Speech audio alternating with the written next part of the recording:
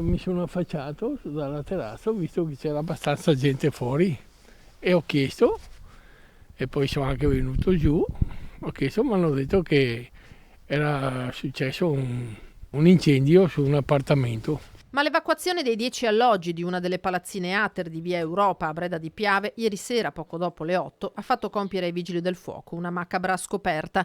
Un inquilino senza vita in casa, morto almeno da 3 giorni, il 71enne Primo Zarabara. Ai pompieri, che hanno bussato a ogni porta dopo che al piano terra si era sviluppato un principio di incendio per una pentola lasciata sul fuoco, con una 63enne leggermente intossicata accompagnata in pronto soccorso, il 71enne non aveva risposto. Da lì il sospetto e il ritrovamento del corpo. Nessuno si era accorto di nulla. Lui forse si è trovato da solo.